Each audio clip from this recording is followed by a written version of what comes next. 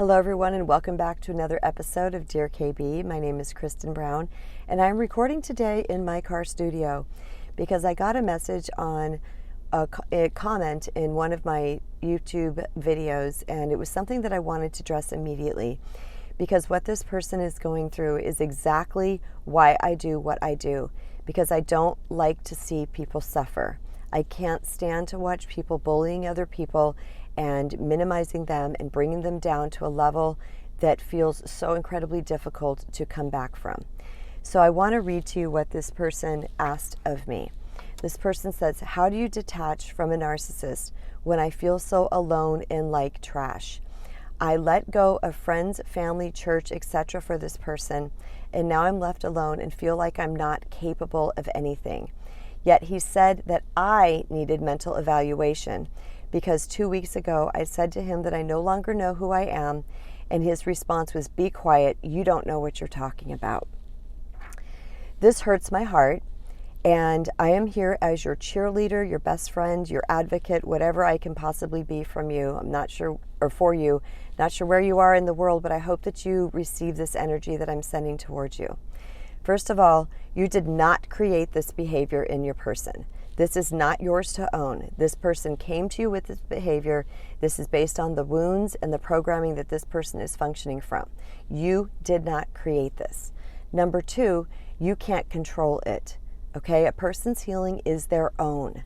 You can't control what's going on with this person. No matter how much you try to reason with a narcissist, they're not going to get it until they want to get it.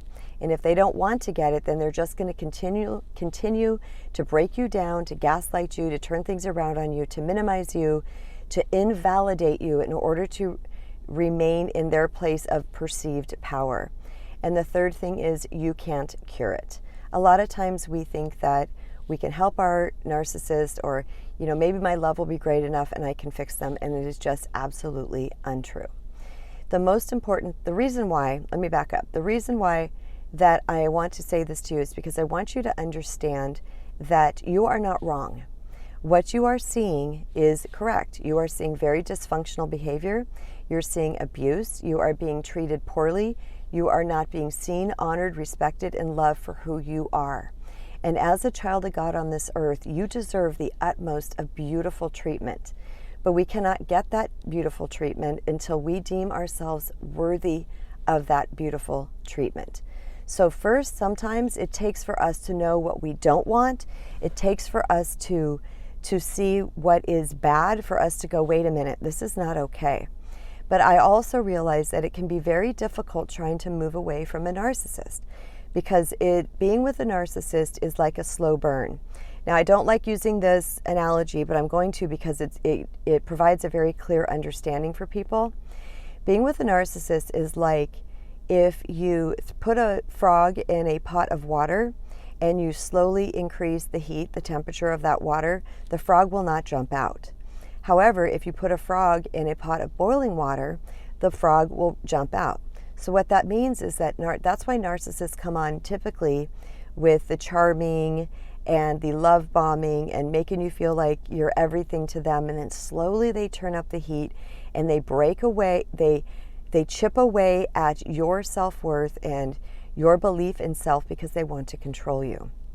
And one of the other things they do is they work to isolate you from your friends and family and loved ones, your church, and those places that have potential influence over you so that they can be your only influence. So one of the most important things to know, first off, is that you're not crazy. You're seeing what you're seeing.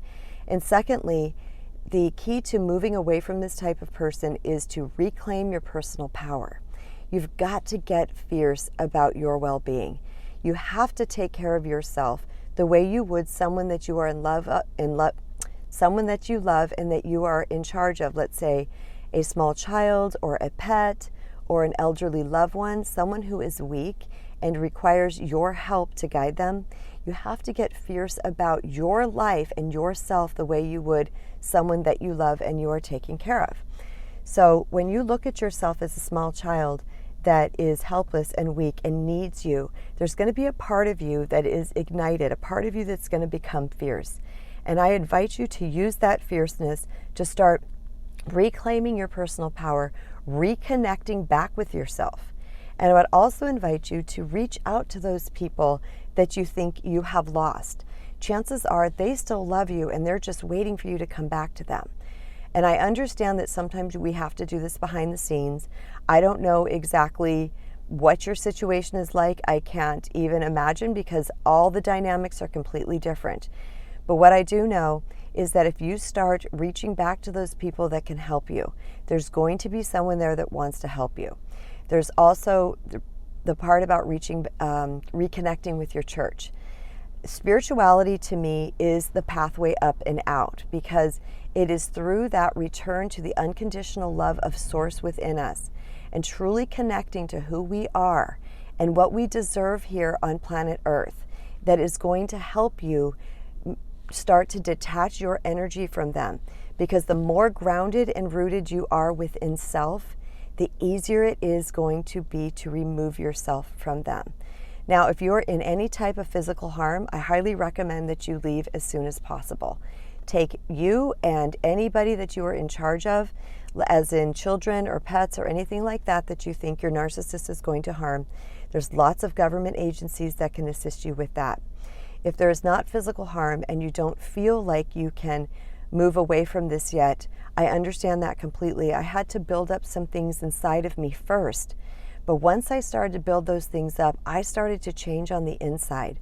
And I became really radically clear about what I was going to allow and no longer allow in my life. So what I want you to understand is that you're not wrong, you're not crazy, and you are right. You are seeing what you are seeing. You also did not create this behavior. You can't cure this behavior, and you cannot control this behavior. The only person that you can control is yourself. So get to the business of taking care of you. I 100% believe in you. I know that you can break free from this pattern for good. The key is to return back to who you are. Understand your worth on an unshakable level, and that will organically show up in your relationship in an empowered way. I sincerely hope that this video helped you. If this elicits any more questions, please feel free to comment. And also for anybody else who is listening, if you have any questions on this video or any other video, be sure to post them in the comments of my videos, and I will address them in a future Dear KB episode. And if you're new here, please feel free to subscribe and turn on notifications. And also give me a big fat thumbs up and share with someone that you think might benefit from this video. I'm here for you guys. I love being here for you guys. The intention of my YouTube channel is to build a community of empowered people, men and women, because it's not only women that are dealing with this stuff, it is men just as equally. All right, you guys, so much love to you all. Remember, you matter.